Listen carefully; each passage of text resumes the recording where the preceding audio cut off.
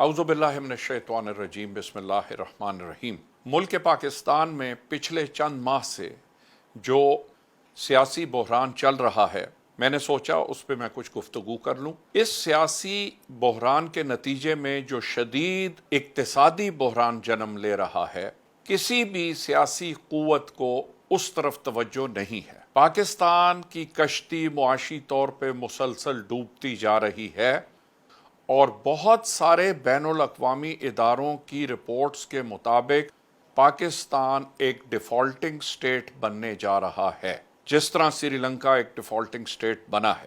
نوجوان نسل پاکستان کی مکمل طور پر اس نظام سے دل برداشتہ بھی ہو چکی ہے اور نا امید بھی ہو چکی ہے۔ وہ سمجھتی ہے کہ یہ سیاسی نظام ہمارے مسائل کا حل نہیں ہے۔ ہم ہمیشہ سے یہ کہتے آئے ہیں کہ چہرے مت بدلیں، نظام کو بدلیں۔ یہ نظام ڈیلیور نہیں کر سکتا۔ اس نظام سے لوگ مایوس ہو چکے ہیں۔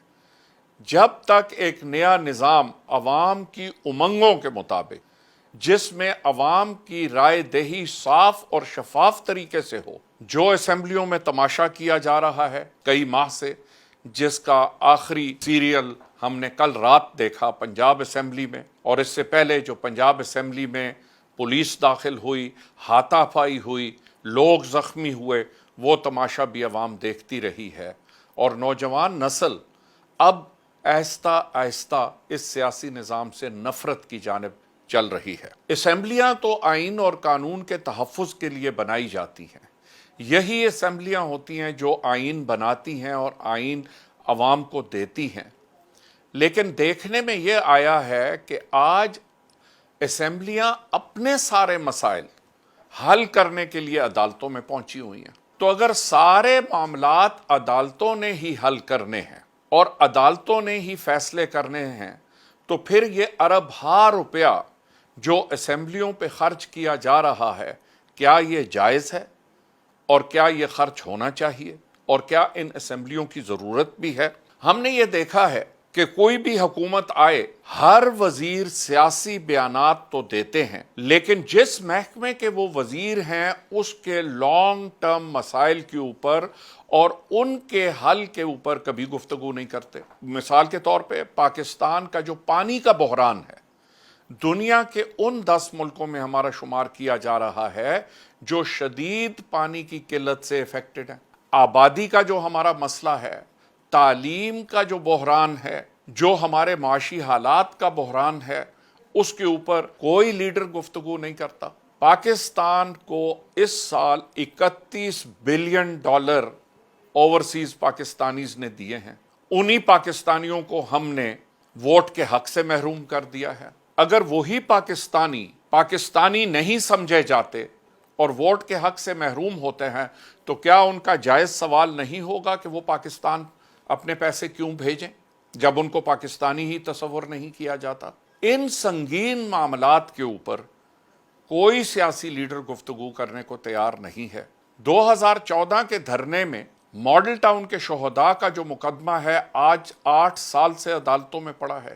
ایک ایسا کیس جس کو کروڑوں لوگوں نے اپنی آنکھوں سے دیکھا، لائیو ٹیلی ویژن پہ دیکھا، اس کے مزید کیا ثبوت چاہیے، وہ ہماری سمجھ سے بالا تر ہے۔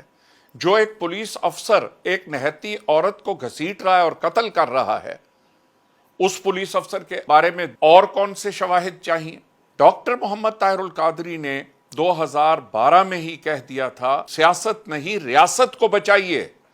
آج وہ بات سر چڑھ کے بول رہی ہے، ہم سیاست کو بچا رہے ہیں، ریاست کو ڈوبنے دے رہے ہیں۔ ریاست کی معاشی کشتی اس وقت ڈاماڈول ہے۔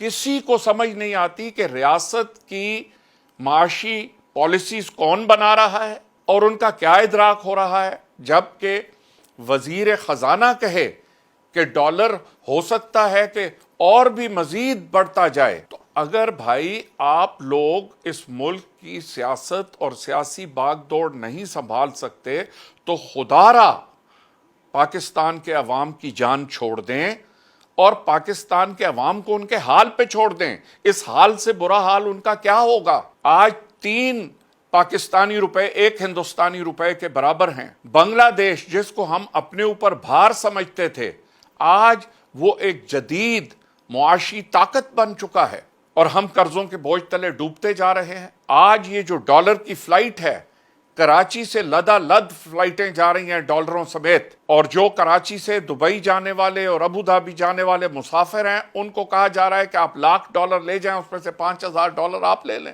بدقسمتی سے ملک کو معاشی طور پہ اتنا کمزور کر دیا جائے گا کہ پھر کوئی بھی طاقتور فوج جتنا بھی اسلحہ رکھتی ہو، وہ ملک کا دفاع نہیں کر سکے گی، اس لیے کہ سوویت یونین ایک بہت دنیا کی سیکنڈ مضبوط ترین قوت تھا، لیکن جب معاشی طور پہ ڈوبا تو پھر ان کی فوج ان کی حفاظت نہیں کر سکی۔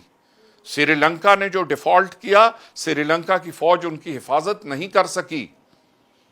تو پاکستان کی افواج اگر بیرونی جارحیت کا مقابلہ کرنے کی تو قوت رکھتی ہیں، لیکن اندرونی تباہی اور اندرونی خلفشار اگر یہ خاموش تماشائی کے طور پہ دیکھتی رہیں گی تو ہم مزید تباہی کی طرف جائیں گے۔ آج مقتدر اداروں پہ بہت بھاری ذمہ داری ہے۔ ریاست پاکستان کو بچانے کی ذمہ داری ہے۔ ریاست پاکستان کو اس وقت استحکام کی ضرورت ہے۔ ریاست پاکستان کو سیاسی رسا کشی کی ضرورت نہیں ہے۔ میں امید کرتا ہوں کہ میرے ساتھی میری زبان اور میرے الفاظ میں کی ہاں میں ہاں ملائیں گے، اور عامت الناس پریشر ڈالیں گے سیاسی قوتوں پر کہ وہ سیاسی استحکام اور ملکی استحکام کی جانب قدم اٹھائیں۔ یہ جمہوری نظام جس کو ہم جمہوریت کا نام دیتے ہیں، یہ نظام مکمل طور پہ پاکستانیوں کی امیدوں اور امنگوں پہ نہیں پورا اترا اور مکمل طور پہ ناکام ہو چکا ہے۔ اب عوام کو یہ فیصلہ کرنا ہے کہ دو چیزوں میں سے ایک چیز چننی پڑے گی، یا ان کو یہ کرپٹ، بے ایمان اور فرسودہ سیاسی نظام چننا ہے، اور یا ریاست پاکستان کا استحکام چننا ہے۔ وقت آ گیا ہے فیصلہ کرنے کا۔ فیصلہ پاکستان کے عوام کی ہاتھ میں۔